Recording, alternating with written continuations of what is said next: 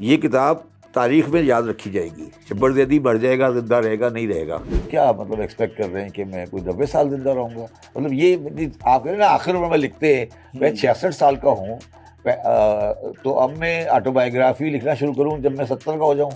پاکستانیوں کے بارے میں ویو ہے کہ ہمارے ہاں ریٹائرمنٹ ہونے کا کوئی کنسیپٹ ہی نہیں ہے. اب میرا کسی قسم کا کوئی پولیٹیکل یا کسی پارٹی یا کسی جگہ پر کسی قسم کا کوئی عہدہ لینے کا ارادہ نہیں ہے. کیا وہ الگ کرنے کے بعد اس جو آپ نے گھر الگ کیا کیا اس گھر کو آپ چلا سکے؟ 71 میں اس گھر کا ایک حصہ ٹوٹ کے چلا گیا. عربی میں تو لفظ پاکستان ہے ہی نہیں، ان کے پے ہوتا ہی نہیں ہے. پاکستان کہنا میری بےعزتی ہے. اچھا میں نہیں، میرا سوال یہ ہے کہ دیکھیں ٹرائی ٹو انڈرسٹینڈ، آپ اپنے اندر سے انڈین نیس کیوں نکالنا چاہتے ہیں؟ کوئی ڈکشنری کھول لو 47 سے پہلے کی، اس سے بتا دو بر صغیر کا مطلب کیا ہے. ہم ہندی ہیں، جب ہم نے اس زمین میں قدم رکھ دیا تو ہم ہندی مسلمان بن گئے.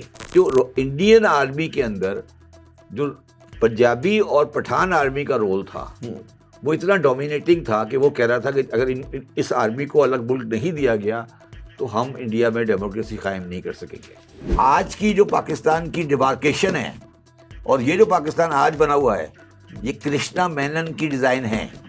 نہرو کا بھی ڈیزائن نہیں ہے، جناح کا ڈیزائن بھی نہیں ہے. اور وہ پوری تاریخ کیونکہ پاکستانیوں کے اندر جلد گزرا نہیں ہے، وہ تاریخ نہیں لکھیں گے جو میں نے لکھ دی ہے. اس کے اندر کون سا کشمیر پاکستان میں جائے گا اور کون سا کشمیر پاکستان میں نہیں جائے گا مینن نے 1948 میں لکھ دیا. جمال الدین افغانی کا کوئی رول نہیں ہے پاکستان میں. کیا شریف الدین پیرزادہ جیسے پڑھے لکھے آدمی کو جمال الدین افغانی کا ذکر کرنا چاہیے تھا؟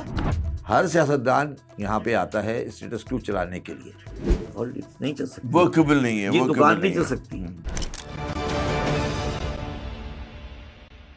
جناب آج موضوع گفتگو جو ہے سید شبر زیدی صاحب کی تازہ ترین تصنیف 32 اونکار روڈ ہے. 600 صفحات سے زیادہ کی ضخیم کتاب جو ہے شبر صاحب کی خود نوشت ہے، یعنی کہ آٹو بایوگرافی ہے. اور ظاہر ہے کہ جس طرح کی ان کی شخصیت ہے، جس طرح کی ان کی گفتگو ہے، اسی طرح یہ کتاب بھی جو ہے تھاٹ پرووکنگ بھی ہے، دو ٹوک بھی ہے اور بڑی دلچسپ بھی ہے. ویسے لوگ خوش نوش جو ہے عموماً اپنی اننگز کے اختتام پہ لکھتے ہیں.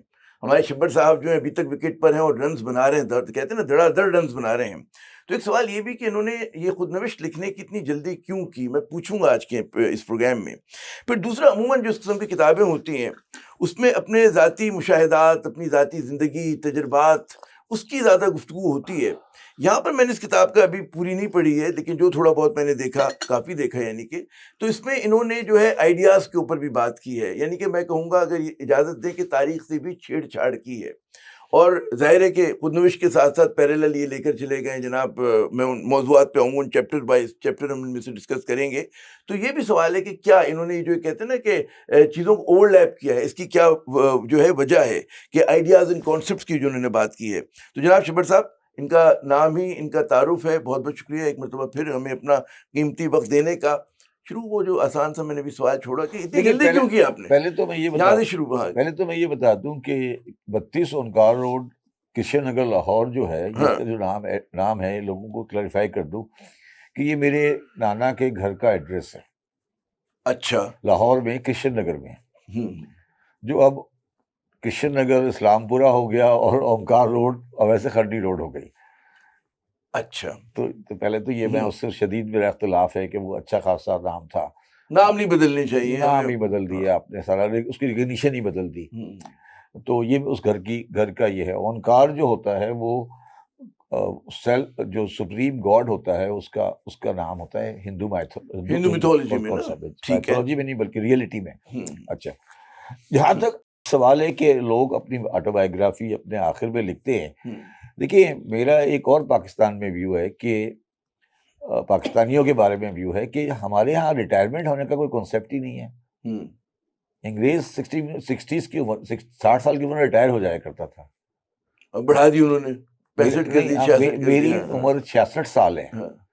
تو آپ کیا مطلب ایکسپیکٹ کر رہے ہیں کہ میں کوئی 90 سال زندہ رہوں گا؟ مطلب یہ آپ کہہ رہے ہیں نا آخر عمر میں لکھتے ہیں میں 66 سال کا ہوں تو اب میں آٹو بایوگرافی لکھنا شروع کروں جب میں 70 کا ہو جاؤں. یہ ضرور ہے کہ میری لائف ایکٹیو ہے، مگر کیا میں آٹو بایوگرافی جب لکھنا شروع کروں جب لکھنے کے قابل بھی نہیں ہوں، سوچنے کے قابل بھی نہیں ہوں؟ یہ انڈرسٹینڈیبل. چلیں، پوائنٹ نوٹڈ آپ نے بالکل. چلیں یہ کر دیا پہلی بات. اچھا، اور میں یہاں یہ کلیریفائی کر دوں کہ باقی تو اللہ پتہ نہیں کیا کرائے اور کیا کب کرائے، مگر میں اب میرا کسی قسم کا کوئی پولیٹیکل یا کسی پارٹی یا کسی جگہ پر کسی قسم کا کوئی عہدہ لینے کا ارادہ نہیں ہے۔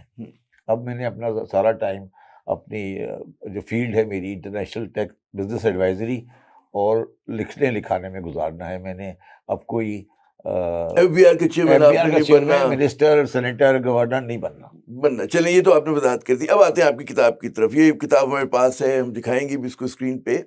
خود نوشت جو ہے، جیسے میں نے کہا کہ عموماً جو ہوتی ذات پہ تجربات، آپ کے مشاہدات ہوتے ہیں، واقعات کی گرد گھومتی ہے۔ آپ نے کانسیپٹس کے اوپر بھی بات کی۔ آپ کا چیپٹر ہے genesis of a confuse state. یہ کیسے، اس باب کو آپ نے کیسے حصہ بنایا؟ دیکھیے میں کیا وجہ، ہاں اس کی وجہ بتاتا ہوں۔ میں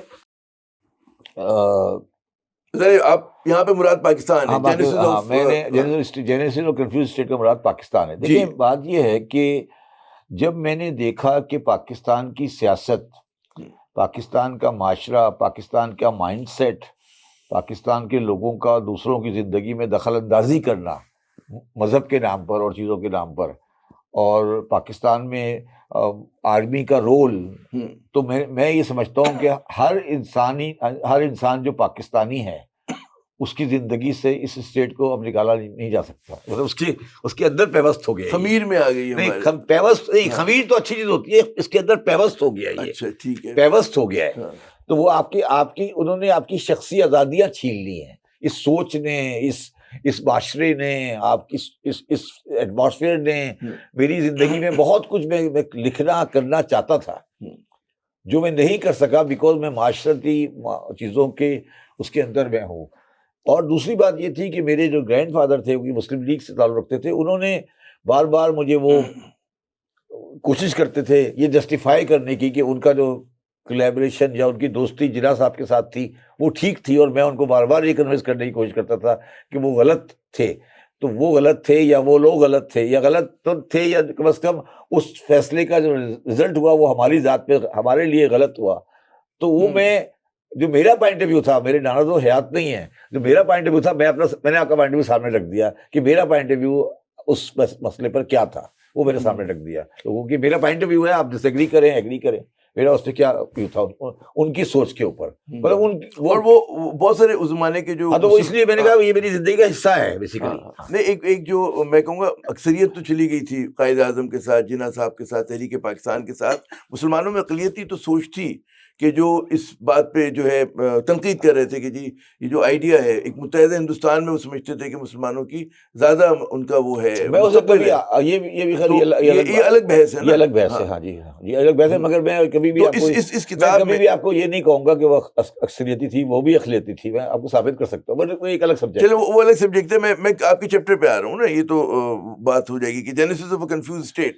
تو آپ یہ کہہ رہے ہیں کہ جی ہم لوگ کنفیوز ہیں، پوری پاکستانی قوم کنفیوز ہے، میں اور آپ کنفیوز ہیں۔ ہاں، تو اب اس کو ذرا وہ کریں، ثابت کریں کیسے کنفیوز ہیں۔ آپ نے کیا آرگومنٹ اس چیپٹر میں بلڈ کیا؟ آپ نے یہ جی جس جگہ پر، جس معاشرے میں، جس جگہ، جس جغرافی میں، جس ہسٹری میں رہتے ہیں، وہ کوئی 47 میں تو نہیں بنی، ہزاروں سال پرانی ہے۔ ہڑپا، موہنجو-ڈارو، ہمارا تکسلا تو پہلی بات ہے، ہمارا 800 سال کا دہلی میں رول تھا، ہم نے حکومت کی، انہوں نے حکومت کی، ہم آئے، پھر ہم نے کہا نہیں جی ہم تو اپنا گھر صحن الگ کریں گے، ایک سوچ ڈیولپ ہو گئی کہ ہم صحن الگ کریں گے۔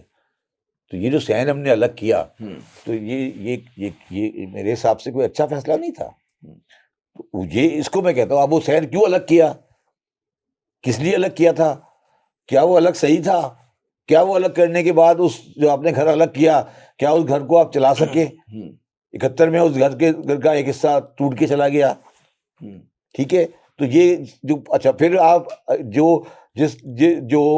آج بھی سیٹل نہیں ہوا کہ وہ گھر جو الگ بنایا تھا وہ کس لیے الگ بنایا تھا، کیا اس میں کسی تھیوروکریٹک اسٹیٹ کو لانا تھا، اس میں کیا کسی فوج کو لانا تھا؟ آپ کے جواب یہ سارے کوئی ہر سب سوال، اب 3 سوال آپ نے اٹھائے نا، میں کہوں گا ایک ایک کا ہم جواب لیتے ہیں آپ سے نا۔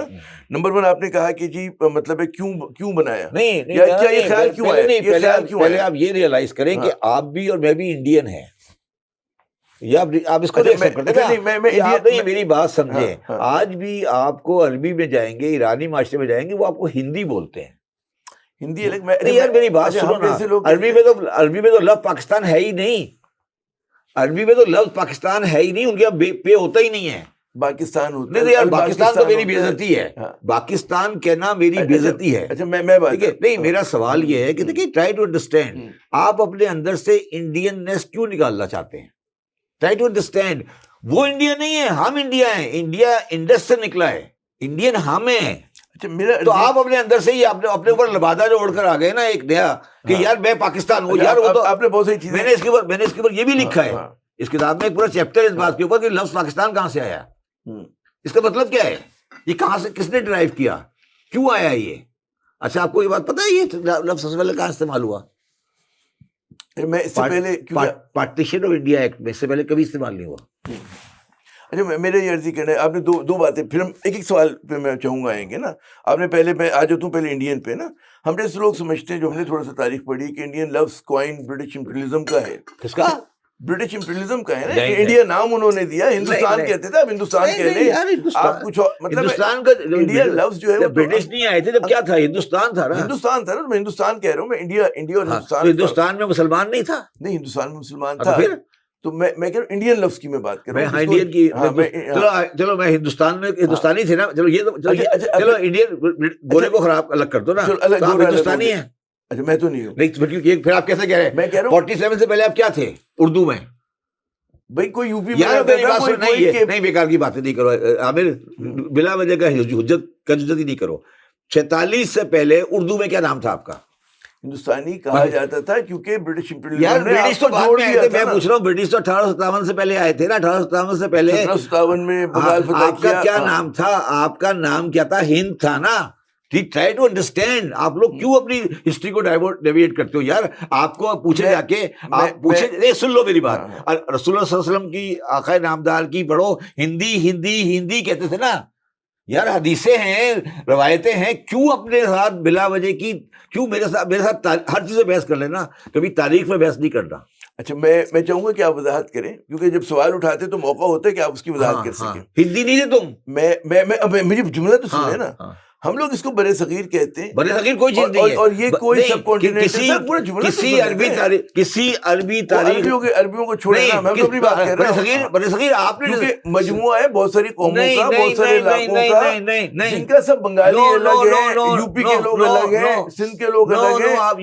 ہم ایک جگہ میں کہاں کر رہے ہیں؟ You are wrong. Multi ethnic, multi cultural, multi linguistic علاقہ ہے. دیکھو میری بات سنو، اس پہ نا میرے ساتھ دو پلیز ڈونٹ ٹرائی ٹو. یہ جو اسلامی نظریاتی کونسل اور IS جو اس طرح کے ادارے ہیں، ان کی زبان نہیں بولو، خدا کا واسطہ ہے. تم سے میں ایکسپیکٹ نہیں کرتا. جو اکبر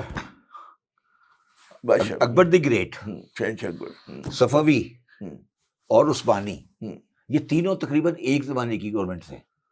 آپ کو پتہ ہے تینوں گورنمنٹ کا تقریباً ٹائم. اکبر دا گریٹ، عباس ان کا جو تھا عباس دی گریٹ، اور صفوی، عثمانی، صفوی اور Mughal are the same period.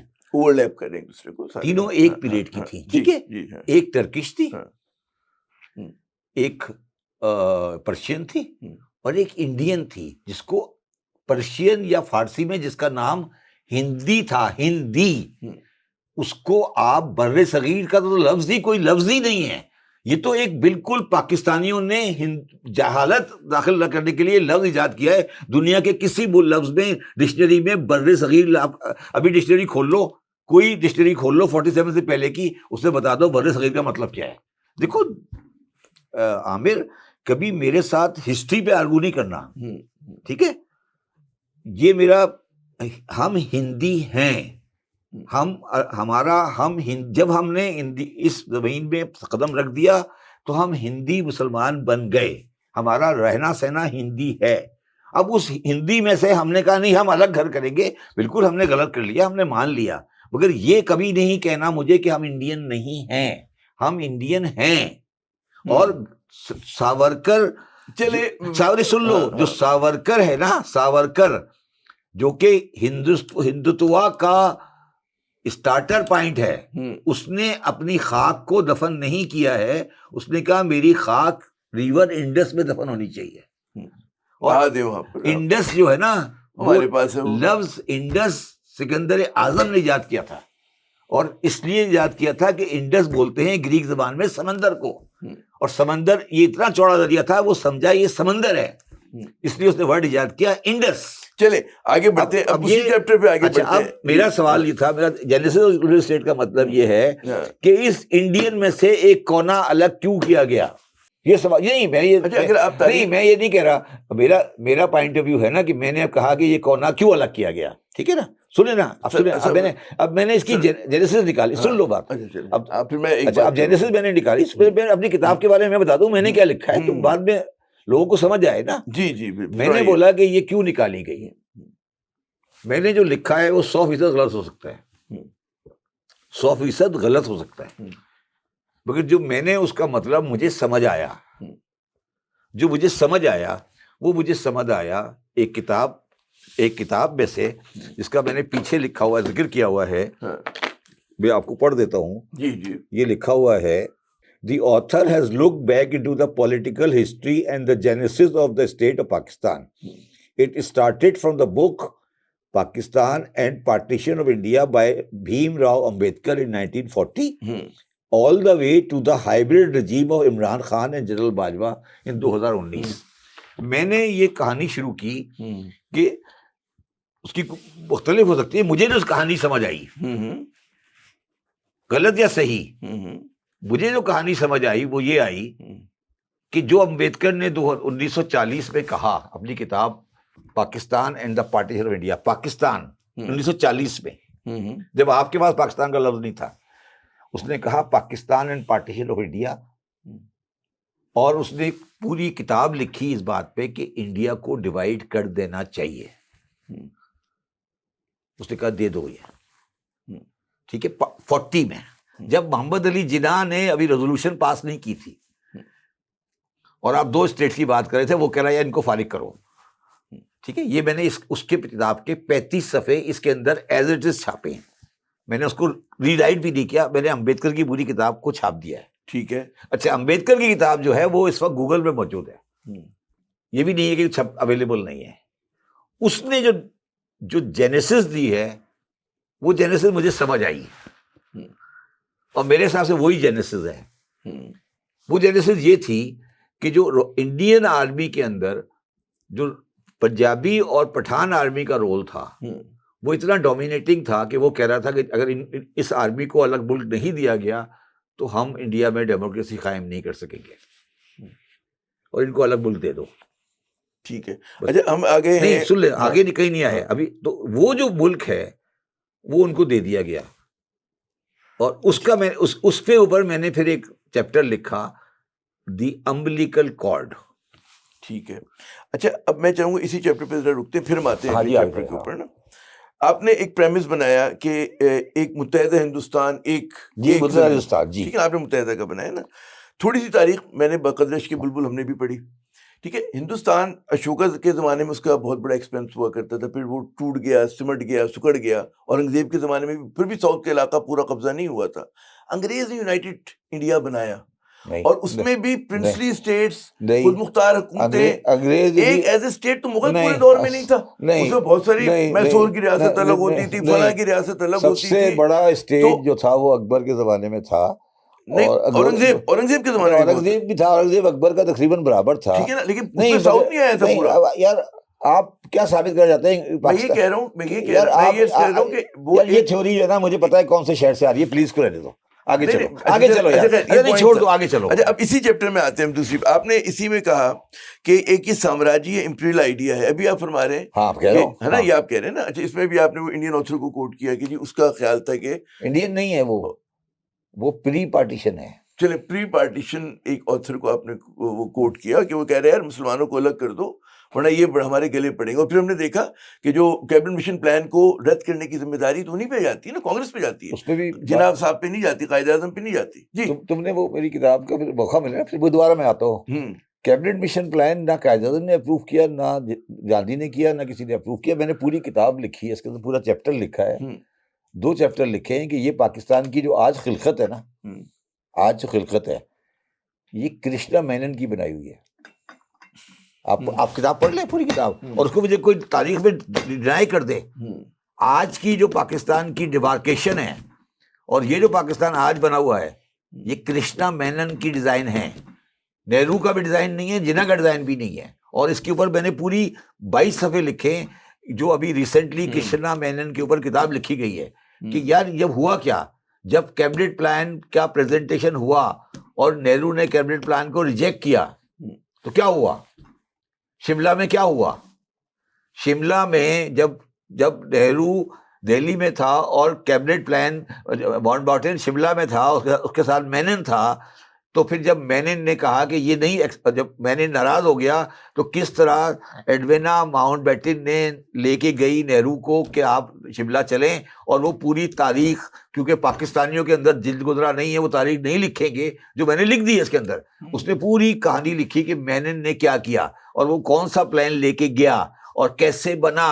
اور اس نے تو یہ بھی لکھ دیا کہ کون سا کشمیر پاکستان میں جائے گا اور کون سا کشمیر پاکستان میں نہیں جائے گا. مینن نے 1948 میں لکھ دیا.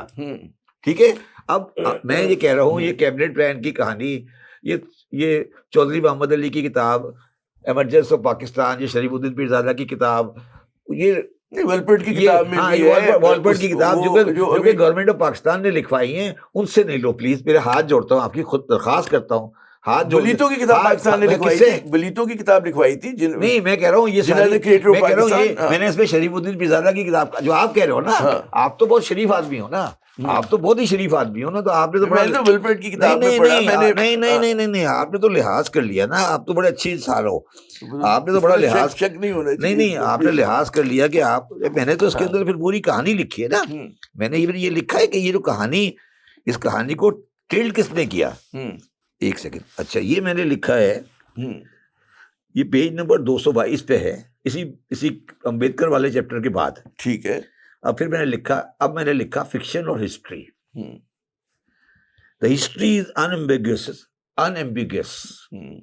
However, we repeatedly try to fabricate an euphoria based on misconception of religion.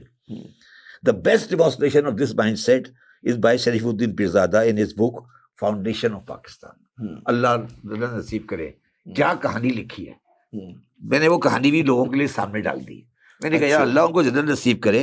The conception of Pakistan has been traced back to historian to the entry of Islam in the subcontinent attributed to Muhammad bin Qasim, the first Muslim conqueror early in the 8th century, and to Sheikh Ahmad Sarindi, and later to Jamaluddin Afghani and Sir Syed Ahmad Khan. The partition has been explained. اس میں کیا زیادتی ہے یار؟ اس میں کوئی آدمی relevant نہیں ہے. جو ہسٹری لکھتی ہے نا، the partition has been explained in the inevitable consequence of the irreconcilable differences between Hindus and Muslims, which in turn were the logical conclusion of the Hindu-Muslim dreams of Hindu Badshaahi. One may easily read clear indication of these dreams in the rise and the growth of Hindu nationalism in the second quarter of the 19th century and the Hindu revivalist movement in the last decade. Early in the presidential policy of Indian National Congress and so and so and so and so. It may be some interest to note that on the eve of the Battle of Tehran, Sultan Muizuddin has arrested his adversary Prithviraj to partition the subcontinent, leaving the region of Sindh, Banjara Muslim with him, and retaining the rest of Hinduism for himself. میں نے لکھا Mr. Pirzada was a very intelligent man. I was always amazed how he could write such a passage. میں نے یہ taking the liberty of my personal relation with him. Once I asked the reason for such absurd statements. میں کوئی دوسری طرح کا بندہ ہوں، ٹھیک ہے. He frankly told me that he is Pirzada because he is from the family who wrote the book Fatwa Alamgir for Mughal Emperor.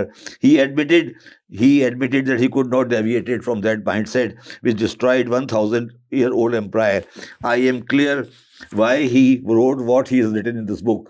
Mr. Pirzada, being an intelligent man, knew the fact, but it was too late for him to admit the mistake. He had no other option. اب میں آپ کو پوری اس پہ تو پوری آپ کے ساتھ 10 گھنٹے کا پروگرام کر سکتا ہوں کہ آپ محمد بن قاسم، جمال الدین افغانی، سرہندی. ایک لوگ کہتے ہیں لوگ یہ کہتے ہیں کہ جی قومیں جو اپنی تاریخ لکھتی بھی نہیں ہیں. میری بات سنیں, دیکھیں مطلب- آپ ان کو مجھ سے اس پہ آرگو نہیں کریں, آپ مجھ سے پوچھیں میں نے کیا لکھا ہے. ہاں اچھا خیر, اچھا آپ یہ چھوڑ دیں نا. جناب اب آتے ہیں اگلے چیپٹر پہ. آپ کا میں دوسرے پوائنٹ, میرے مقصد ہے نا, میری بات سنو نا, میں دوسرے پوائنٹ آف ویو کو کیوں جسٹیفائی کروں. میں تو مجھ سے یہ پوچھو کہ بھائی آپ نے یہ لکھا ہے یا نہیں لکھا, بس اب آپ کو پسند آئے ایکسیپٹ کر لو, نہیں پسند پھینک دو.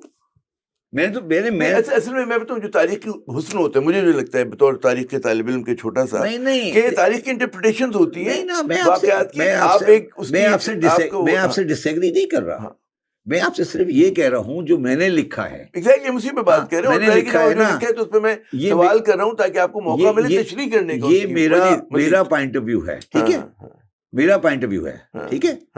میں نے اس کتاب میں, اس چیپٹر میں 15 ریزن دیے ہیں, 15 ریزنز دیے ہیں جو میرا کنکلوژن ہے why this country has been made. اس میں میں نے 15 ریزن دیے ہیں کہ پاکستان کے بننے کی کیا ریزن ہے. 15 ریزن ہیں شارٹلی 2-4 ہمیں بتا دیں آپ کیا. Political independence of Indian sub continent was not the result of any mass movement by Indians like liberation movement of Algeria or South Africa and others. Agreed, بالکل آپ نے صحیح لکھا. کیا World War II کی وجہ سے آپ کو آزادی مان گئی. ایگریڈ, میں ایگری کرتا ہوں. Independence and partition of India was policy decision of the Britishers made on account of the economic and political turmoil after the end of Second World War. Indians were not the part in making this policy decision. انہوں نے American pressure بھی تھا. نہیں, امریکہ, ہاں انہوں نے, ٹھیک ہے, یہ بھی ہے. اگر ورلڈ وار 2 نہ ہوتی تو آپ آزاد نہ ہوتے. Independence and partition of subcontinent was an amicable settlement of the British with Indian National Congress and Muslim League.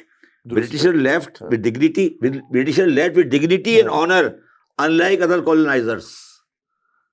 ہم نے ان کو بڑی عزت سے بنایا ہے, بڑے رخصت کیا ہے, سلام کر کے, دعا کر کے, گارڈ آف آنر دے کے, ٹھیک ہے. Gandhi, Nehru and Jinnah were mild leaders. Nationalists like Bhagat Singh, Sukhdev, Rajguru, Subhash Bose, Ashfaq Ullah Khan were severely prosecuted. Nationalists have been omitted from the history both in India and Pakistan. Agreed? Britain and their allies wanted absolute loyalty from the Indian army during the Second World War. This loyalty would have been suicidal for the empire. During the war, there was constant fear for the empire that Hitler may intrude the Indian politics against the interests of the empire. اس کی بڑی evidences موجود ہیں. Partition was the reward to the Indian army for the loyal services rendered during the Second World War. The Indian military was necessity of the empire during the war. That military was a majority Muslim composition, over 50%, and that from the peculiar area of Pakistan. Reward was therefore given accordingly. یہ بات مجھے exactly یہی بات جو آپ فرما رہے ہیں, اکرام سہگل صاحب نے بھی اسی, اکرام سہگل صاحب جو مرضی کہتے ہیں, یہ ایکو کر رہی ہے آپ دونوں. مجھے اس کو, میں کسی بندے سے کبھی کوئی چیز بورو نہیں کرتا, بورو نہیں کیا آپ نے, میں کبھی کسی بندے سے کوئی چیز بورو نہیں کرتا اپنے تھاٹ پروسیس میں, یہ بڑی بات یاد رکھیے. ڈن ہو گیا, چلے. The Royal Indian Army would have been a burden for the economy of the empire. If it would have continued, Britain decided to shift the burden to Indians by giving them political independence. Churchill and many other such personalities were not in favor of independence of India. However, جو آپ نے بات کی تھی, however, USA, who emerged as the actual winner after the war, wanted to demonstrate their preference for decolonization. Accordingly, Harry Truman, the president of USA, insisted on complete independence of India after the war. The empire was not strong enough to resist USA pressure. Agreed? Agreed, Janab. Communists, especially Soviet Union, emerged as a force after the war. The empire wanted a territory totally against communism. This was only possible by exploiting and igniting religious sentiments. The empire was aware of Nehru's romance with the socialism and Soviets. Jinnah and Muslims were intrinsically against communism. Independence and partition complemented divide and rule policy. Religion was intentionally placed on the chessboard. یہ آپ کو سمجھ آ گئی ہوگی 79 میں, ٹھیک ہے. The empire had realized that her incompetence to the Indian famine. The famine of 1942-44 was caused by the blocked Burmese rice supply, destruction of rice stock in East India, British Army, so and so. The real urgency of the partition came after the Navy mutiny on PNS Talwar. جناب یہ پاکستان کی history سے نکال دیا گیا ہے. In Bombay and Karachi, when the communists took over the leadership and the mainstream parties were sidelined, it was a really horrendous event for the empire. There was untimely death of two towering personalities of the undivided Muslim Punjab. These were Sir Fazl Hussain in 36 and Sir Sikandar Hayat in 42. These two deaths created a vacuum in the Muslim Punjab politics. The vacuum was filled by Mr. Jinnah. Sir Chotu Ram also died in 1945.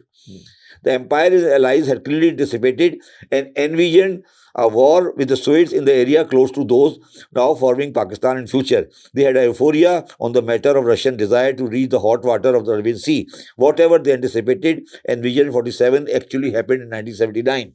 Partition was envisaged before 47. The port of Karachi's role in the game of this area is being Eurostep energy in the Persian Gulf was duly recognized. Now you are accepting it by having an agreement with Saudi Arabia. For Nehru was not reliable as the gatekeeper of that gateway. The port was handed over to a more loyal partner. 14. The dispute of Kashmir and chaos in Afghanistan were fabricated by Britishers. If the benefit of doubt is given, then probably Mr. M. A. Jinnah thought that Pakistan would include unpartitioned Bengal and Punjab. It did not happen. And that's why he said کہ موت eaten Pakistan. اچھا اب یہ مجھے بتائیں آپ یہ میری 15 ریزنز میں سے آپ کس ریزن سے ڈینائی کریں گے؟ اگر کسی ریزن سے آپ ڈینائی کریں مجھے بتا دیں. آپ کا زاویہ نگاہ ہے، زاویہ نگاہ نہیں ہے، انٹرپریٹیشن ہو سکتی ہے، زاویہ نگاہ نہیں ہے. جمال الدین افغانی کا کوئی رول نہیں ہے پاکستان میں. نہیں ان کا نہیں ہے، لیکن یار مجھے بتائیں. نہیں ہے نا، نہیں ہے نا. آپ نے کہہ دیا. کیا شریف الدین پیرزادہ جیسے پڑھے لکھے آدمی کو جمال الدین افغانی کا ذکر کرنا چاہیے تھا؟ کیا شریف الدین پیرزادہ کو پاکستان کی تاریخ محمد القاسم میں شروع کرنی چاہیے تھی؟ کس دنیا میں رہ رہے ہو یار تم لوگ کیوں اس میں آرگیومنٹ میں نے بھی سندھ کی زمین میں بیٹھے ہو، طالب علمی کے زمانے میں نہیں آپ سندھ کی زمین میں بیٹھے ہو، ایک سندھی اٹھا کے لاؤ جو محمد القاسم کو ایکسیپٹ کر لے. بہت سے میں دوست ایک سندھی میں جو اسے 2 لائنیں پڑھی ہوں وہ اگر کہہ دے محمد القاسم کے بارے میں، اور تم محمد القاسم کو پاکستان کا فاؤنڈر بنا رہے ہو. فاؤنڈر نہیں کہتے یار آپ کیا لکھ رہے ہو؟ محمد القاسم نے شروع کیا. دیکھیں کانسیپچولی اس چیز کو یہ نہیں کہا تھا کہ محمد القاسم کو اس طرح سے نہیں کہا جاتا، ایک رومانٹیسائز کیا جاتا ہے ہسٹری کو. میں کہہ رہا ہوں ہسٹری رومانٹسزم نہیں ہوتی، بعض اوقات ہوتی ہے. ہسٹری رومانٹسزم نہیں ہوتی. تو یہی تو مصیبت ہے آج، جب بعض اوقات ہوتی ہے جبھی تو مار کھا رہے ہو. میں کہہ رہا ہوں کہ نہیں میری بات سنیں، میری بات سن لو پلیز. دیکھیں جب آپ رومانٹسزم، ایلوژنس، مسکنسیپشن ہر چیز میں لانے کی کوشش کرو گے نا تو قوم پاگل ہو جاتی ہے. میں لکھا جینیسس آف کنفیوز اسٹیٹ، شریف الدین پیرزادہ کی کتاب میں نے کیوں کوٹ کی کہ تمہارے جیسے بندے بحث کرتے ہیں نہیں یہ نہیں لکھا. میں نے کہا یار دیکھو تمہارا سب کا ماما جو ہے نا وہ لکھ رہا ہے. اچھا چلیں ہم آگے بڑھتے. یہ تو ہم نے پھر ہم دائروں میں گھومتے رہیں گے نا کہ یہ آپ کا پوائنٹ آف ویو سامنے آ گیا، ہمارے جو سننے والے ہیں دیکھنے والے ہیں. اب میں آتے ایک اور جمپ لگاتے، پاکستان بن گیا، اس میں جناب آپ سندھ گورنمنٹ کا بھی حصہ تھے. نہیں میں ابھی آپ نہیں رک جائیں ابھی اس کے اندر پھر آپ نے اگلا چیپٹر تو میں نے پہلا چیپٹر پڑھا ہے نا. ہاں اس کے بعد اگلا چیپٹر تو پڑھے نا امبلیکل کارڈ. وہ آپ نے مینشن کیا نا؟ نہیں ابھی نہیں کیا نا، ابھی وہ نہیں آیا نا. ابھی نہیں ہے. اچھا بی آر امبیڈکر کی کتاب کو آپ نے بھی کوٹ تو کیا ہمارے ساتھ. وہ امبلیکل کارڈ تھوڑی وہ تو اس نے بنانے کی تھی. اچھا چلے اچھا پھر آج چلے امبلیکل کارڈ کٹ گئی. ہاں کٹ گئی. چلے کٹی. سوال میرا یہ تھا، میں نے یہ سوال ریز کیا ہے نا یار آپ سمجھے نہیں. پہلے تو میں نے بنایا کہ امبلیکل کارڈ ہے، بچہ پیدا ہوتا ہے امبلیکل کارڈ کاٹ دی جاتی ہے نا. تو کیا امبلیکل کارڈ کاٹی گئی ہمارے ملک میں؟ بدھوم یار ملٹری اور پاکستان یہ ہے امبلیکل کارڈ.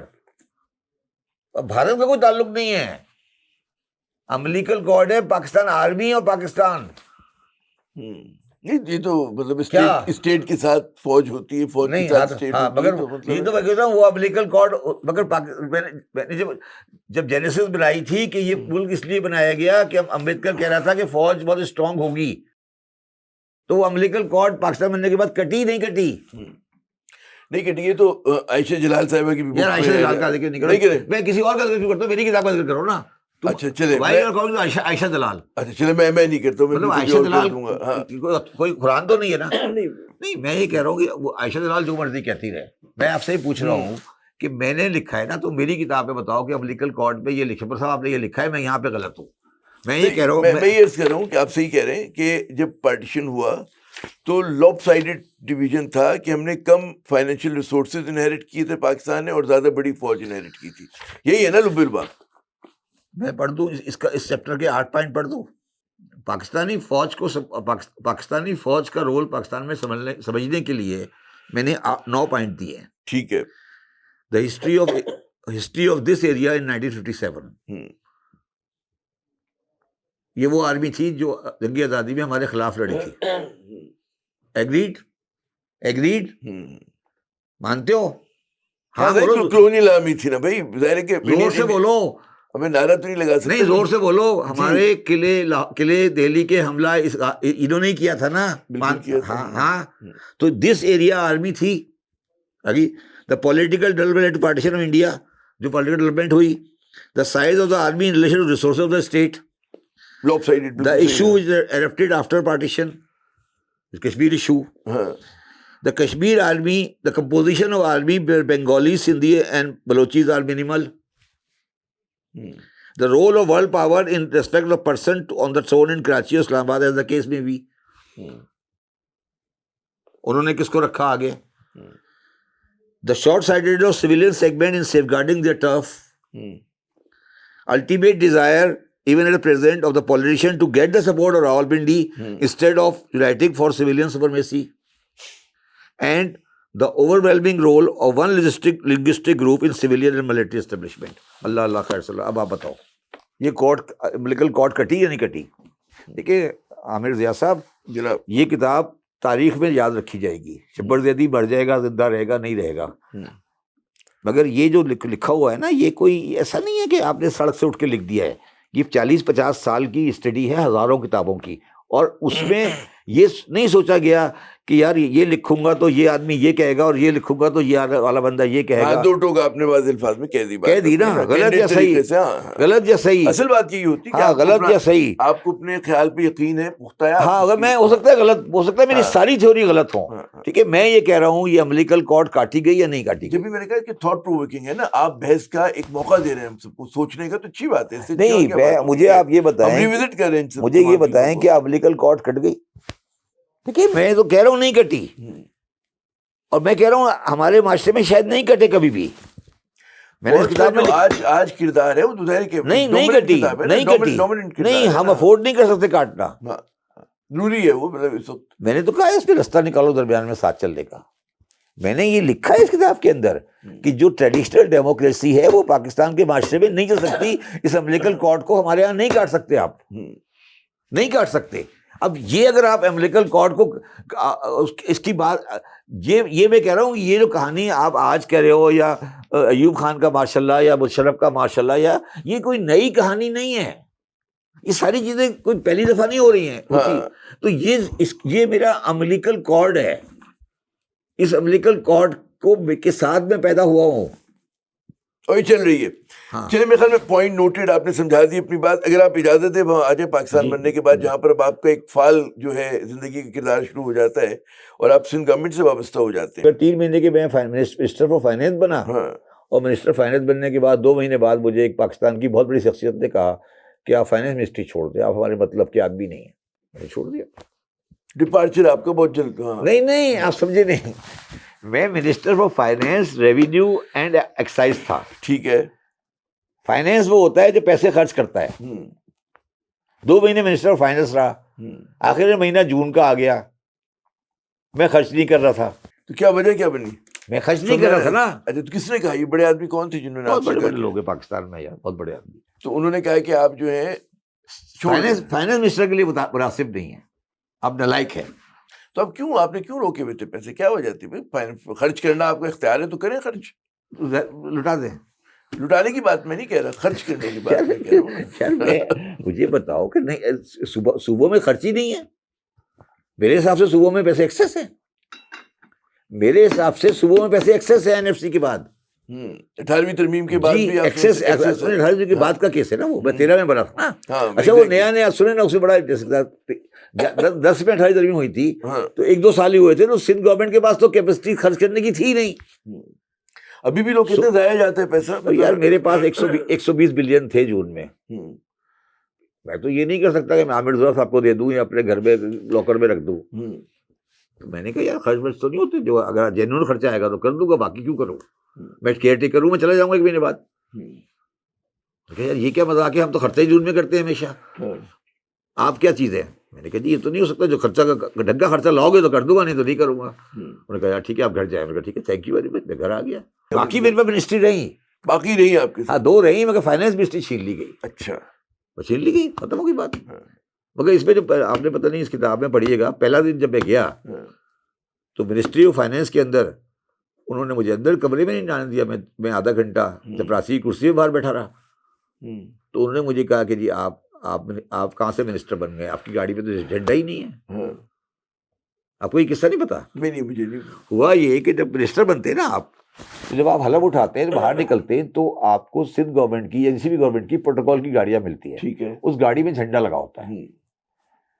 تو وہ جھنڈا لگا ہوا، میں نے کہا یار مجھے گاڑی نہیں چاہیے جھنڈے والی، تو میرے پاس اپنا ڈرائیور تھا، میں اپنی گاڑی میں بیٹھ کر گھر آ گیا۔ ٹھیک ہے، اگلے دن میں نے اپنی گاڑی پکڑی صبح، اور میں پہنچ گیا سندھ سیکریٹریٹ۔ ٹھیک ہے، انہوں نے کہا آپ کون ہیں؟ کیڑ مارو۔ میں نے کہا جی میں تو منسٹر ہوں۔ نہیں کوئی منسٹر کوئی نہیں ہوتا، آپ کی گاڑی میں جھنڈا ونڈا کوئی نہیں، آپ جائیں۔ مجھے اندر نہیں، گیٹ پہ نہیں جانا دیا، تغلا ہاؤس کے اندر۔ میں پھر گھومتا پھرتا رہا، بڑی کوشش کی، میں نے کہا سر میں منسٹر ہوں، میں نے کل حلف اٹھایا تھا۔ انہوں نے کہا نہیں خیر۔ اس کے بعد بڑی مشکل سے انہوں نے مجھے براور میں جو AK لودھی بلڈنگ ہے وہ منسٹری آف فائنانس کی، وہاں پہنچا دیا۔ میں وہاں چلا گیا تو انہوں نے یہ تو مان لیا کہ آپ منسٹر ہیں، مگر منسٹر کی کمرے کا دروازہ نہیں کھولا۔ انہوں نے کہا صاحب یہ آپ کے پاس ڈنڈے والی گاڑی نہیں ہے اور سیکرٹری فائنانس نہیں ہے، تو آئیں گے تو کھولے گا۔ تو میں پھر آدھا گھنٹہ باہر منسٹر صاحب کے کمرے کے باہر جو بینچ تھی وہاں بیٹھے رہے۔ سیکرٹری فائنانس آئے، پھر انہوں نے بھاگے ہوئے ہوں گے وہ، جیسے بھی آئے۔ تو یہ ہے پاکستان میں مزاج۔ نہیں میں منسٹر تھا، گاڑی بھی ریزنیبل تھی، ہونڈا سیوک تھی، تو یہ میرے ساتھ ہوا۔ تو آپ مجھے جو میں نے لکھا ہے اس کے اندر، تو آپ بتاؤ پاکستان کا عام آدمی کیسے گورنمنٹ کے پاس جا سکتا ہے، تم اس کے ساتھ کیوں مذاق کر رہے ہو؟ اب یہ مذاق آپ میں سے کوئی نہیں لکھے گا نہ کبھی بولے گا۔ میں نے تو لکھ بھی دیا اس کے اندر کہ یہ میرے ساتھ ہوا، یہ ریئلٹی ہے، سب کو پتا ہے کہ ہوا یا نہیں ہوا، پوچھ لیں۔ مگر میں نے کبھی زندگی میں جھنڈے والی گاڑی استعمال نہیں کی۔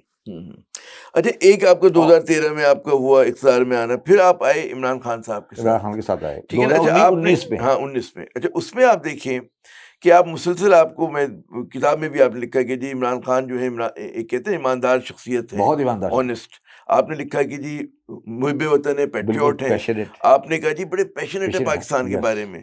مگر پھر آپ کا ساتھ جو تھا ان کا 8 مہینے کا رہا۔ میں آپ کی کتاب کی وہ تقریباً رونمائی میں بھی آیا تھا، اس میں بھی آپ نے یہی کہا تھا عمران خان کے بارے میں جب بھی بات ہوتی ہے آپ سے، آپ تعریفی کلمات کہتے ہیں۔ اتنی جلدی چھوڑ کیوں دیا آپ نے؟ اس لیے چھوڑ دیا کہ جو عمران خان صاحب کو بھی چھوڑ دینا چاہیے تھا، ان کو بھی چھوڑ دینا چاہیے تھا، کام نہیں کرنے کی موقع مل رہا تھا۔ نہیں دیکھیں، اگر عمران خان صاحب اسٹیٹس کیو چلانے کے لیے آئے تھے یا آنا چاہتے ہیں تو انہیں چاہیے کہ وہ سیاست سے ریٹائر ہو جائے۔ ہر سیاستدان یہاں پہ آتا ہے اسٹیٹس کیو چلانے کے لیے۔ جب میں نے کہا کہ 18,000 آدمی FBR کے صبح آفس نہیں آئیں گے، اور عمران خان نے ایگری کر لیا، باجوہ صاحب نے بھی ایگری کر لیا، تو جب ایک آدمی کے کہنے پہ یا پریشر آف بیوروکریسی پہ انہوں نے اس کو واپس کر دیا تو میرا کیا فائدہ؟ پھر آپ سارے روتے رہتے ہیں کہ FBR یہ کر رہا ہے، FBR یہ کر رہا ہے، FBR یہ کر رہا ہے، تو کرو نا پھر ریفارم جو اگر آپ اجازت نہیں دیں گے کرنے کی۔ جب میں نے پراپرٹی ویلیوشن 100% کی اور ساری ڈیفینس کی سٹے بازی پلاٹوں کی بند ہو گئی، تو پھر مجھے کہہ رہے ہو کہ جی ہمارے تو سارے بندے ہی پراپرٹی کام کرتے ہیں، ان کو بھی آپ نے بے روزگار کر دیا، اور تو پھر مجھے آپ کہہ رہے ہو کہ میں بیٹھ کے بس چیئرمین شپ کرتا رہوں، کیا وجہ ہے، کیا فائدہ ہے؟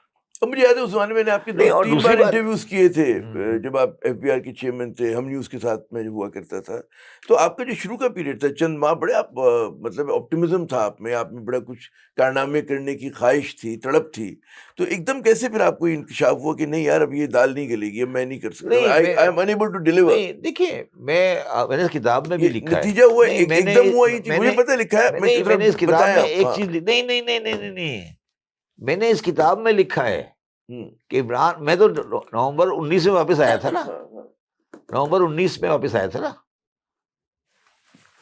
اور نومبر 19 میں ایک میٹنگ عمران خان نے کی.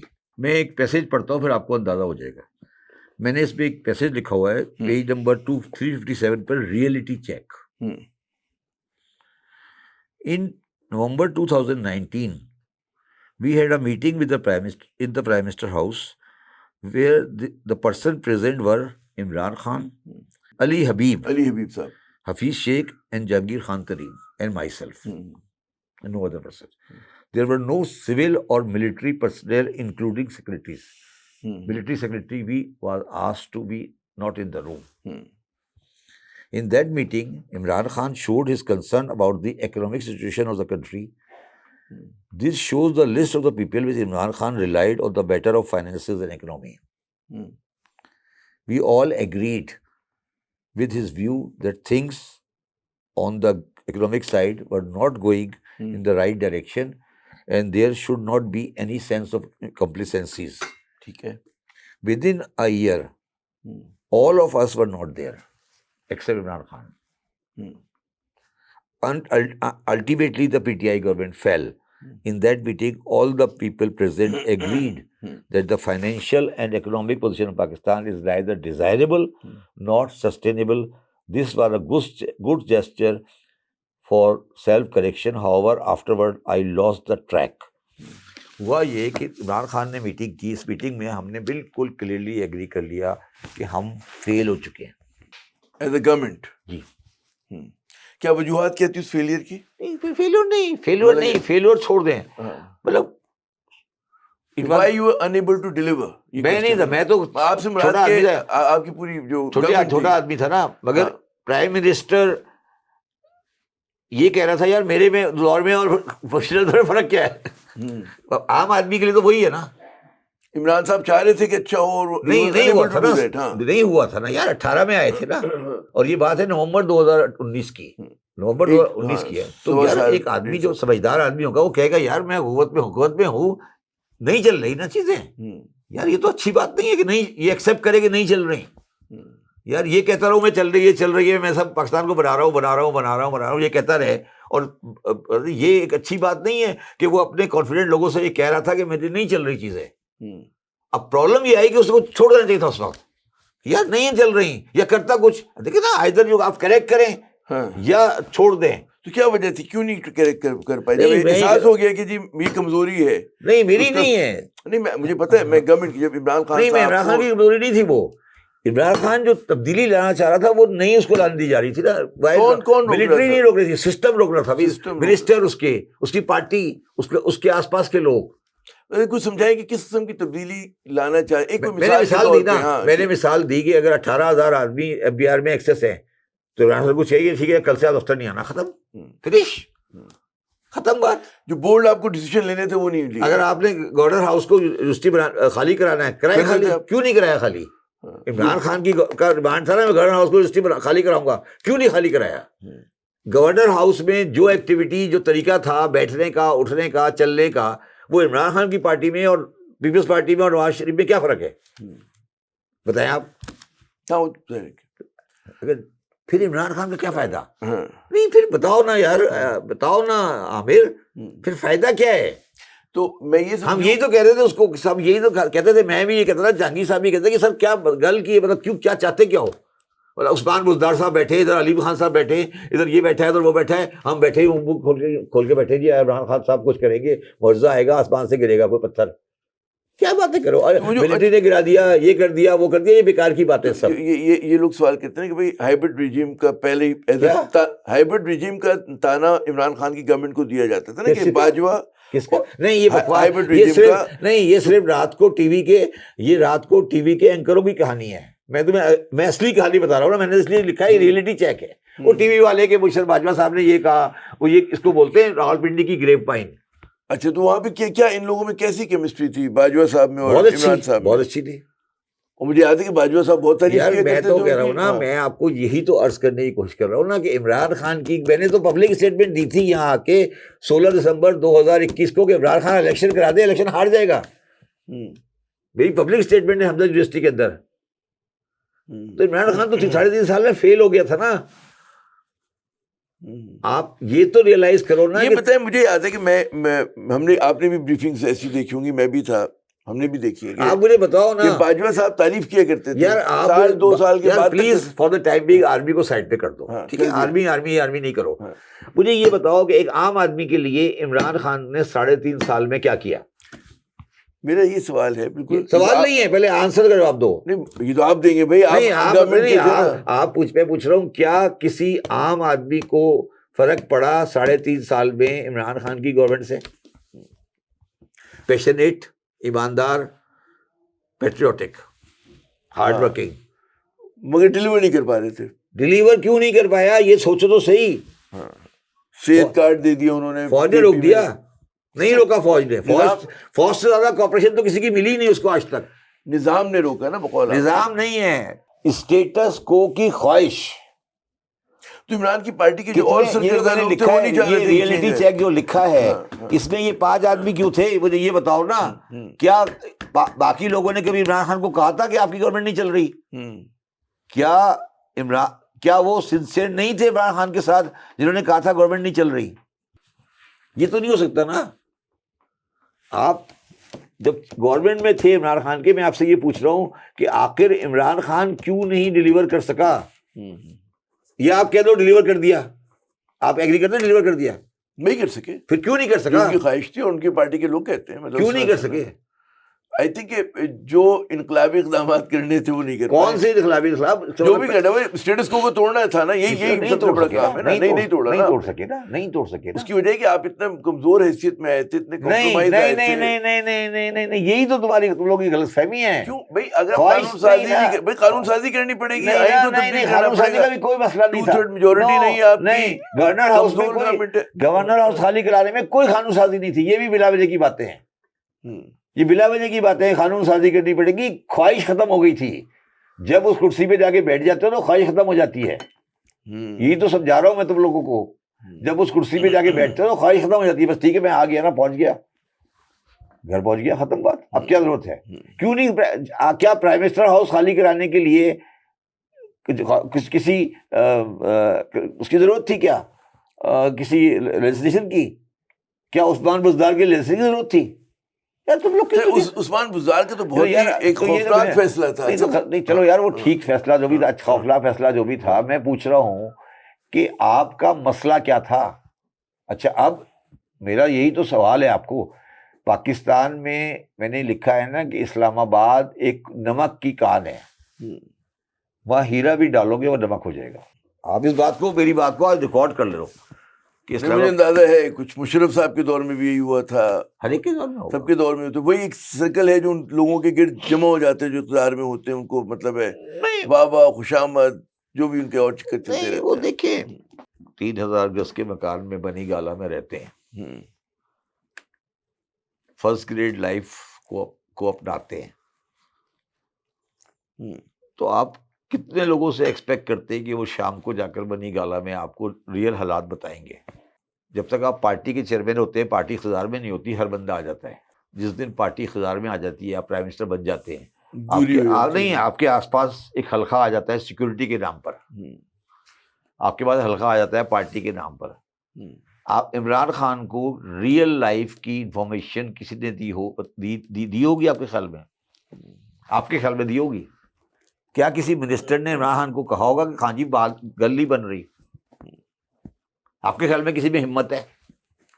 اچھا مجھے ایک لوگوں نے کہا کہ جو ان کی کیبنٹ کی میٹنگز ہوتی تھیں دے ور ویری اوپن, اس میں بہت کھل کے ڈسکشن ہوتا تھا. مجھے نہیں پتا, میں تو پوچھ رہا ہوں آپ سے, ڈبل چیک کر رہا ہوں. اور بڑا مطلب ہے ہر آدمی اپنا خیال کا اظہار کرتا تھا. کافی مطلب ہے ان لائک یہ جو ہمارے آج کے بادشاہوں کی, اس سے پہلے والوں کی ہوا کرتی تھی, جو ڈائنسٹک پولیٹیشینز ہیں. عمران خان سنا کرتے تھے سب کی, وہ رد نہیں کرتے تھے. وہ ویری اوپن تھے کہ سجیشنز لوگ دے رہے ہوں, اس کے بعد وہ بات کیا کرتے تھے. یہ loads of patience to listen to other people, that's what I was told. اور اچھا ہم نے بھی جب انٹرویوز کیے, میں نے ایک میٹنگ تو اس میں میں نے ہمیشہ دیکھا کہ میں کیبنٹ میٹنگ کا حال بتا دیتا ہوں آپ کو. میں نے ایک میٹنگ کی جو اس واقعے کے بعد ہوئی جب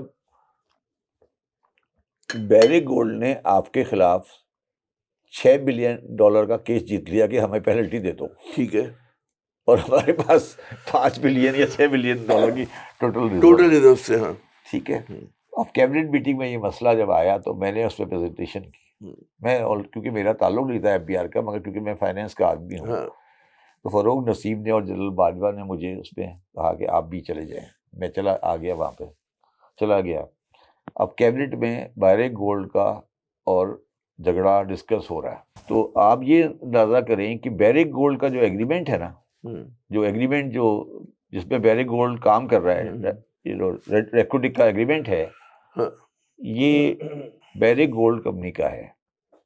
اور اس میں 3 کمپنیاں ہیں، بیرک گولڈ، اینٹافاگسٹا آف چلی اینڈ ٹیتھین کاپر آف کینیڈا. یہ تینوں دنیا کی منرل میں سب سے بڑی کمپنی ہے.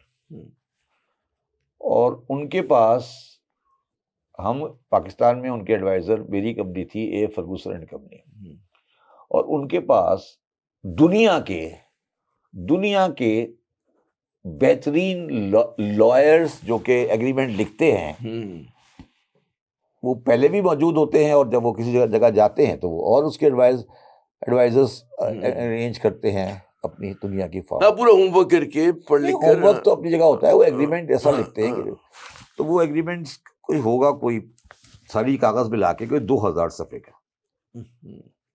ٹھیک ہے. اب اس کی جو سیکنڈ پارٹی ہے، ایک پارٹی تو بیرک گولڈ ہے، ٹیتھین کاپر ہے، دوسری پارٹی ہے گورنمنٹ آف بلوچستان.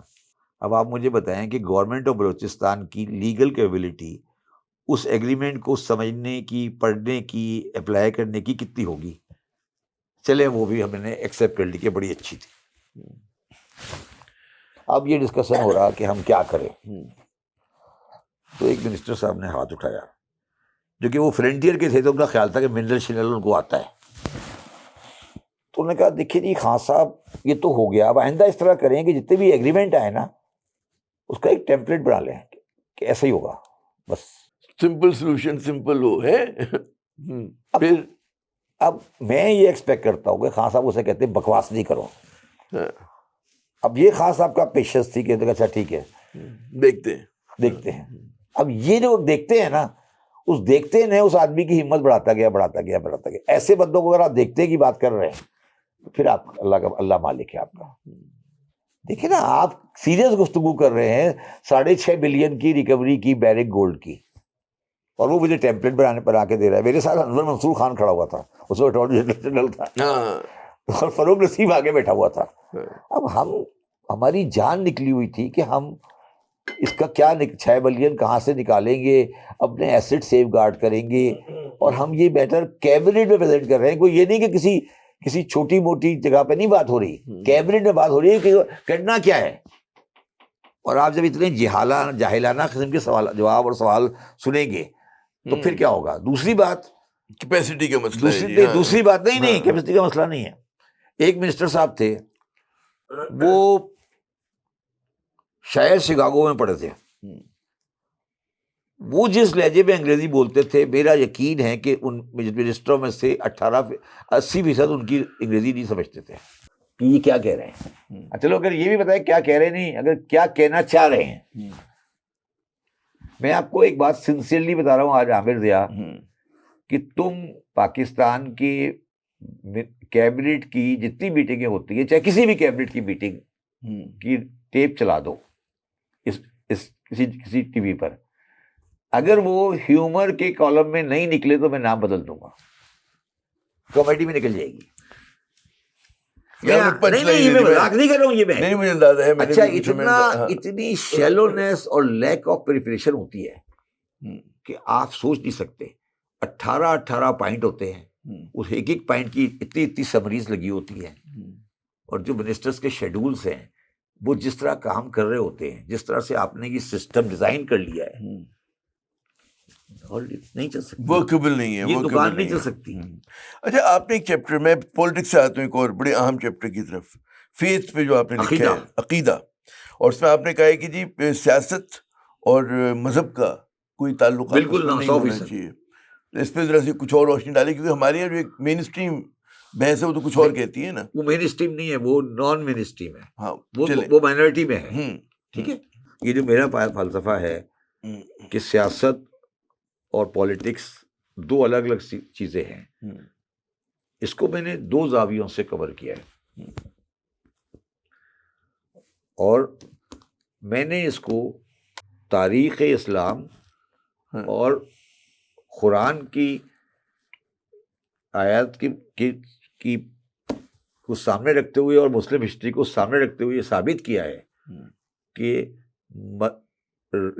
اسلامی ریاست نام کی کوئی چیز نہ کبھی ہوئی ہے نہ کبھی ہوگی، نہ اس کا کوئی کانسیپٹ ہی نہیں ہے۔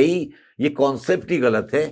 یہ ابن تیمیہ اور مولانا مودودی اور وہ جو تیسرا تھا جو حسن البنا، یہ ان کی ایکسٹریمزم یا انفیریورٹی کمپلیکس ہے اگینسٹ دی یہ کبھی میرے آقائے نامدار نے یہ بات ہی نہیں کی کبھی۔ یہ چھوٹے چھوٹے بندوں کی انفیریورٹی کمپلیکس ہے کہ وہ ریاست کے تھرو آ کے ڈنڈا بانٹنا چاہتے ہیں عامر ضیاء کی سر پر۔ میں اس پہ میں نے صفحات پہ صفحات لکھے ہیں۔ تھیو ڈیموکریسی جو کانسیپٹ ہے نا، تھیو ڈیموکریسی سے کہتے ہیں، اور واقعی تاریخ میں مطلب ہے جو کہتے ہیں مسلمانوں کا عروج بھی تھا، تو اس میں بھی نہیں، مسلمانوں کا کبھی عروج نہیں تھا۔ نہیں، عروج سے مراد مسلمانوں کا کبھی عروج نہیں تھا۔ سر یہ نہ کہ مسلمانوں کا کبھی عروج نہیں تھا۔ اب اگر عباسی خلفاء کو اسلامی خلفاء کہتے ہو تو پلیز، نہیں، میں نے اسلام کا لفظ استعمال نہیں کیا، میں نے مسلمان کہا۔ اس سے بڑا تو نوشیروان تھا، عادل تھا۔ نہیں، میں یہ عرض کروں، میں اس کو کیوں ملا رہے ہو میرے ساتھ؟ شبر صاحب نہیں، میرے ساتھ نہیں ملاؤ پلیز۔ آپ کے ساتھ نہیں ملا رہا۔ ہاں پھر میں نے کیا کہا؟ بات کیوں کی اسلامی عروج کی؟ اسلامی عروج نہیں کہا، میں نے کہا مسلمانوں کا عروج کا مجھے کوئی مطلب نہیں ہے، اس کا اسلام سے کوئی تعلق نہیں ہے۔ تو میں کب کہہ رہا ہوں یہ بھی آپ گفتگو تو سن لیں نا۔ میں یہ کہہ رہا ہوں کہ مسلمانوں کا جو عروج تھا اس میں بھی اسلامی عربوں کا عروج۔ چلیں بھائی، مسلمان تو ہے نا بھائی، عثمانی ہو گئے، چلو آگے چلو، کیا کہنا چاہ رہے ہو؟ میں بھی کہنا چاہتا ہوں کہ اس میں بھی وہ کوئی تھیوریٹک ریاستیں نہیں تھیں۔ جو خلیفہ تھے یا بادشاہ تھے یا سلطان تھے، وہ اپنے معاملات دنیاوی انداز میں چلائے کرتے تھے۔ تو یہ میں اور آپ ایک ہی بات کر رہے ہیں۔ آقائے نامدار نے کون سی ریاست قائم کی؟ ان کی ریاست کیا تھی؟ ان کی ریاست کیا تھی؟ کون سی گورنمنٹ تھی؟ کس طرح گورنمنٹ چلتی تھی؟ معاہدہ مدینہ کیا ہے؟ میثاق مدینہ کیا ہے؟ فتح مکہ میں کیا ہوا؟ فتح مکہ کے بعد کس کی گورنمنٹ دی؟ کس کو ایڈمنسٹریٹر بنایا گیا؟ کس طرح سے آپ نے اپنے فیصلوں پہ عمل درآمد کرایا؟ وہ اسلامی ریاست، اس کا کوئی میتھڈولوجی آپ نے بورڈ آف آپریٹی دے کے بتایا تھا کہ بھائی یہ بورڈ آف آپریٹی ہے میرا؟ دیکھیں، جب آپ کہہ رہے ہو ریاست، اسٹیٹ تو ایک حدود کا نام ہے نا، اور اسلام جو ہے وہ پوری کائنات پر کا نام ہے۔ تو اسٹیٹ کا تو کانسیپٹ قرآن میں ہے ہی نہیں نا، ریاست کا تو کانسیپٹ ہی نہیں ہے قرآن میں۔ بھائی وہ رحمت للعالمین تھے، انہوں نے پرنسپلز دے دیے آپ کو کہ انسانیت کے یہ پرنسپلز ہیں۔ تمہارے اندر اللہ نے عقل دی، تمہارے اندر اللہ نے شعور دیا، تمہارے اندر اللہ نے ہمت دی، تمہیں خلیفۃ انی جاعل فی الارض خلیفہ بنایا۔ تمہیں جو اس معاشرے کو چلانے کے لیے جس طرح کے آدمی کو گورنمنٹ بنانی ہے وہ بنا لو۔ اب اس کو مولانا مودودی نے کہا کہ ہم ریاست بنائیں گے، اسلامی ریاست، تھیو ڈیموکریسی۔ ابن تیمیہ سے ہی اٹھی، انہوں نے کہا جی اسلام اس وقت نافذ ہوگا جب اسٹیٹ کے ہاتھ میں ہوگا، حدود آرڈیننس بنے گی، انٹرسٹ ربا فری ہوگا، اسٹیٹ کرے گی، اسٹیٹ لے کر آئے گی کہ شریعت میں حرام ہے۔ میرا سوال ہے کہ اسٹیٹ لے کر آئے گی تو کیا قیامت میں جواب بھی اسٹیٹ دے گی؟ میں زنا کروں گا تو میرے زنا کی جواب مجھے ملے گی نا، میرا اسٹیٹ تو نہیں دے گا۔ تو آپ کیا چاہتے ہیں؟ یہ پورا پوائنٹ یہ پورا جو کانسیپٹ ہے نا، یہ پورا کانسیپٹ یہ کوئی نہیں لکھے گا۔ یہ آپ نے ڈسکس کیا، لکھ دیا ہے۔ اور جتنا نقصان سید ابوالعلا مودودی نے اسلام کو پہنچایا ہے، اور جتنا نقصان آج کا تھیوکریٹک رجیم آف ایران اسلام کو پہنچا رہا ہے، اتنا نقصان تاریخ میں کبھی نہیں ہوا۔ یہ پوری اسلام کی بیس کو اروٹ کر رہے ہیں۔ انہوں نے پوری اسلام کو لمٹ کر دیا مختلف ریاستوں میں، یہ اسلامی ریاست، یہ اسلامی ریاست، یہ اسلامی ریاست، اسلامی ریاست۔ میں اس بات میں بلیو کرتا ہوں کہ دنیا میں کوئی آدمی ایتھیسٹ نہیں ہو سکتا مگر میں یہ بھی بلیو کرتا ہوں کہ کوئی آدمی اگر یہ کہے کہ میں خدا کو پہچان گیا ہوں، وہ بھی بیوقوف ہے. دونوں بیوقوفی پہ کھیل رہے ہیں. یہ کہے کہ میں ایتھیسٹ ہوں، میں کسی سپریم پاور کو نہیں مانتا، وہ بھی بیوقوف ہے. اور جو یہ کہے کہ میں خدا کو پہچان گیا ہوں، وہی بیوقوف ہے. یہ وہ چیز ہے جو انسان کی ادراک سے باہر ہے. ہاں، وہ ہیوملٹی آپ اپنی طرف سے چیپ جو کر سکتے ہیں. ختم ہو گئی بات نا، ختم ہو گئی بات. اس پہ بات کرنے کی ضرورت ہی نہیں ہے. اللہ تعالیٰ کی توحید پہ بات کرنے کی ضرورت ہی نہیں ہے. یہ کسی سمجھدار، میں نے لکھا ہے کوئی سمجھدار انسان توحید کے خلاف بات کر ہی نہیں سکتا، اس لیے کہ قرآن نے واضح الفاظ میں لکھا ہے کہ اگر دو فورسز ہوتی آپس میں ٹکرا جاتی. آج بھی اگر دو فورس سپر پاور ہوگی کیا ہوگا؟ سپر پاور ہمیشہ ایک ہوتی ہے. سپر پاور ہمیشہ ایک ہوتی ہے. ٹھیک ہے. اور قرآن مجید میں ایک لفظ ہے، وہ صرف ایک مرتبہ ہے. انسان سب کچھ ہو سکتا ہے، ایک لفظ ہے وہ کبھی نہیں ہو سکتا، وہ ہے صمد. وضاحت کریں اس کی. قل هو اللہ احد اللہ الصمد. تم کہو اللہ ایک ہے، اللہ صمد ہے. قل هو اللہ احد اللہ الصمد. باقی نیچے والا جو پارٹ ہے وہ صمد کی ایکسپلینیشن ہے. قل هو اللہ احد اللہ الصمد لم یلد ولم یولد ولم یکن لہ کفوا احد. اب صمد کیا ہے؟ میں نے اس میں ایک 5 صفحے لکھے صمد کے اوپر. صمد اس کو اس ذات کے بارے میں کہا جاتا ہے جس کو اپنے کسی ایکٹ کے لیے کسی قسم کی سپورٹ نہیں چاہیے. آپ کو کسی کائنات میں صرف ایک، آپ جو بھی شے کہہ لیں، جو بھی کہہ لیں، صرف ایک صمد ہے بس، جس سپریم کو پاور ایک ہے، ایک سپریم پاور ہے.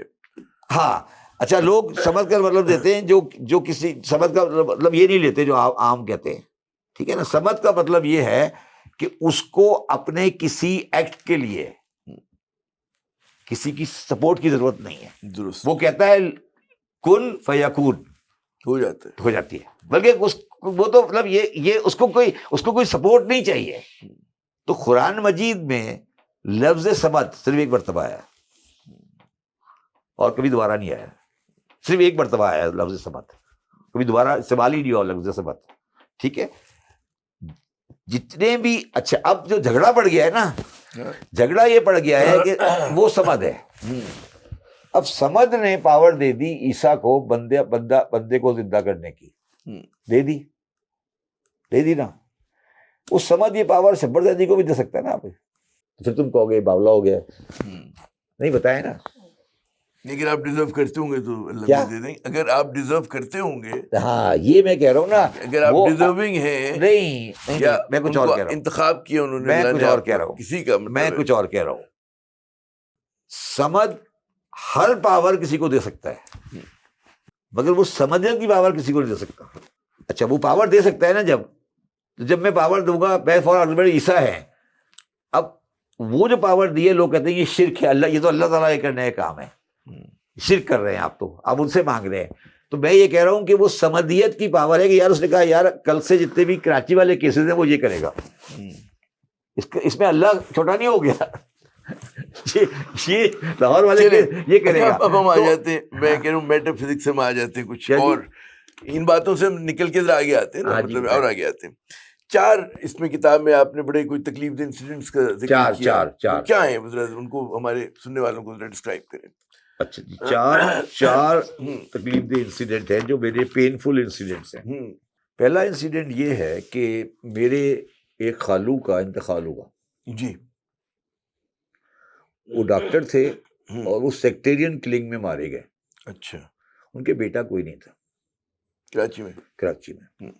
تو ہم ان کی باڈی لے کے رضویہ سوسائٹی میں بیٹھے ہوئے تھے، دفن کرنے کی تیاریاں کر رہے تھے. تو وہاں پہ وہاں کی لوکل سیاسی پارٹی کا سیکٹر انچارج آیا اور اس نے کہا کہ یہ باڈی ہے، ہمیں دے دیں، ہم انہیں پرچم میں پھر جا کے لپیٹ کے اس پہ مظاہرہ کریں گے. میں نے کہا کیا مطلب؟ میں نے کہا صاحب یہ باڈی ہمارے پرچم میں لپٹ کے جائے گی. مجھے تو پہلی دفعہ میں یہ بات سمجھ نہیں آئی، میں اپنے مائنڈ میں تھا. اس کے بعد اس نے دوبارہ کہا تو میرا کزن بیٹھا تھا، اس نے مجھے کہا یہ کہہ رہے ہیں. اس کے بعد سیکٹری انچارج کے پاس گن مین بھی 2-3 کھڑے تھے ساتھ میں. تو وہ پارٹی اس پارٹی سے ان کا تعلق نہیں تھا آپ کے خالو کا؟ نہیں کوئی ہمارا ہم پولیٹیکل لوگ چھوڑیے اس سینس میں, ٹھیک ہے, کوئی تعلق نہیں تھا, کبھی نہیں تھا, زندگی میں نہیں تھا. He was not a political man, he was ordinary doctor. 70 سال کی عمر تھی ان کی. اچھا جب تھوڑی دیر بعد جب اس نے مجھے سمجھایا کہ یہ کہہ رہا ہے, تو میں نے کہا یار یہ نہیں ہو سکتا. اس نے کہا نہیں سر یہ کیسے ہو سکتا ہے, ہمارا علاقہ ہے, آپ کیا بات کر رہے ہیں. مجھے نہیں, میں اس زمانے میں رضویہ کے ٹرسٹ میں تھا, تو میں نے ٹرسٹ کا جو گارڈ تھا اس کو بولا, میں نے یار اس کو سیکٹر انچارج کو گولی مار دو. مار دو, اس کو گولی ٹکر مار دو, اس کو دیکھی جائے گی, اس کو مار دو گولی, دیکھی جائے گی اس کو, میں بیٹھا ہوں, تم جسٹ کل ہم. اچھا اس نے تقریباً گولی مار لی. جب لوگوں نے اس سیکٹر انچارج کو سمجھایا کہ یار یہ پاگل ہے, یہ دونوں گارڈ بھی پاگل ہے, یہ شبر صاحب کا دماغ سے آؤٹ ہوا ہے, یہ گولی ایکچولی تجھے مار دے گا. یہ اس گارڈ نے مجھے کہا سر میں کوئی مسئلہ, گلی کوئی نہیں, میں مار دیتا ہوں اس کو. وہ چلا گیا. یہ مجھے بتائیں, میں نے اس میں لکھا ہے کہ یار ہم اپنی لاشیں بھی نہیں کنٹرول کر سکتے اس شہر میں. یہ ہمارے ساتھ ہوا ہے اس شہر میں. اور اس پارٹی تکلیف دے پہلا. دوسرا میرے ساتھ یہ ہوا جی کہ میں IMF والے کے ساتھ آرگو کر رہا تھا ایک چیز کے اوپر. کس کے ساتھ؟ IMF کے ساتھ. اچھا. اس سے کنسیشن مانگ رہا تھا کسی چیز کے اوپر. تو میں نے اس سے بولا کہ یار یہ آپ لوگ کوئی ایسی کنڈیشن دوسری کنٹریز میں بھی لگاتے ہیں, ہمارے خرچے بہت سارے ہیں, ہم نیوکلیئر پاور بھی ہیں. تو IMF والی مجھے کہتی ہے, عورت مجھے کہتی ہے, mister Shabbar Zaidi, those who are nuclear power don't borrow from us. شرمندگی کی بات, تکلیف کی بات. کیا خیال ہے؟ گھوسا لگتا ہے آپ کے دل پہ نا, کہ ایک طرف نیوکلیئر پاور اور پھر آپ 2-4-6 بلین ڈالر میں نے اس کو کہا کہ madam we are nuclear power اور you are asking from us. اس نے کہا mister Zaidi those are nuclear power don't borrow from IMF. یہ دوسرا ہو گیا. تیسرا واقعہ یہ ہوا کہ میں PIA کے لیے ایئر بس کی نیگوسیشن کر رہا تھا. وہاں ایئر بس کی ایک خاتون آئی ہوئی تھی جو نیگوسیشن کر رہی تھی. ہم لوگ جہاز شاید لیز پہ لے رہے تھے. تو اس نے کہا کہ جو جس کمپنی کے نام رجسٹر ہوں گے جہاز, وہ پاکستان نہیں ہوگا, وہ کیمن میں بنائی جائے گی اور یا کہ ہوگی تو اس کے نام جہاز رجسٹر ہوں گے. اچھا مجھے کوئی تو زیادہ آئیڈیا نہیں تھا اس وقت. تو میں نے پوچھا یہ کیا ہے, کہ mister Zaidi when your country will not be there, from where we will recover the plane. My God. اچھا یہ تیسرا ہو گیا. چوتھا ہوا یہ کہ ایک بندہ بہت بڑا انڈسٹریلسٹ انڈیا کا, اس کے ساتھ ہمارا ایک کمپنی کا, اس کے پاس شیئر انڈائریکٹلی کہیں سے انڈیا کے پاس پہنچ گئے. اس سے ہم نیگوسیشن کر رہے شیئرز کی پرچیز کرنے کے لیے. تو میں نے اس کو کہا کہ یار آپ ہمیں صحیح پرائس نہیں دے رہے, اور ہماری کنٹری میں یہ ہے اور وہ ہے, اس کو جو ایز یوزول. تو اس نے کہا, کہنے لگا mister Zaidi you have yourself destroyed your country and now you are telling me what is Pakistan. My God. اچھا اب آ جاتے ہیں آخری سوال, بالکل آخری سوال. کیا پریڈکشن کیا ہے آپ کی اس کتاب میں پاکستان کے حوالے سے؟ پاکستان کے حوالے سے پریڈکشن یہ ہے کہ انڈیا کے 2 پارٹ ہیں. پھر دوبارہ میں اس پہ آتا ہوں جہاں سے شروع ہوا تھا. اس انڈیا کے 2 پارٹ ہیں, ایک گینجیٹک ویلی اور ایک ہے انڈس ویلی. یہ جو آپ کا ملک ہے یہ انڈس ویلی کی ہے, یہ کبھی بھی ٹکڑے نہیں ہوگا, یہ ہمیشہ جغرافیکل اینٹیٹی رہے گا. پاکستان کی بلکنائزیشن کی تھیوری از اے ربش تھیوری. میں اس نوٹ کے اوپر and Pakistan is a severe for India for the tribal invasion and the extremist invasion which has been happening against Delhi for the last 2000 years. Now the Taliban get up from Peshawar and Kabul and they turn from Wagah towards Karachi rather than going to Delhi. So Pakistan کا سب سے بڑا protector جو ہے India ہے. تو آپ یہ دماغ سے نکال دیں. اچھا لاسٹ جو میری پریڈکشن ہے وہ یہ ہے کہ میں اور شاید تم نہیں ہوں گے شاید دنیا میں 2060 70 2090 میں ہم ایک جب ہیلی کاپٹر میں اتریں گے جے ایف کینیڈی ایئرپورٹ پر یا ڈلس ایئرپورٹ پہ واشنگٹن میں, تو ہم بچوں کو بتایا کریں گے this used to be a civilization, this used to be a civilization called USA. Because جس طرح the way that Trump is doing and tariff and thing, the tariff پہ جو ٹرمپ نے کیا ہے نا, جو ٹرمپ ٹیرف پہ کر رہا ہے, یہ دنیا میں کسی بھی ملک کی تباہی کی تاریخ پڑھے نا, دنیا میں جب کسی دنیا کی تاریخ اکنامکس کی تاریخ پڑھے نا, تو جب کسی بندے کی جب موت آتی ہے نا, گدڑ کی موت آتی ہے تو وہ شہر کی طرف آتا ہے, جب کسی معاشرے کی موت آتی ہے تو وہ ٹیرف کی طرف چلا جاتا ہے.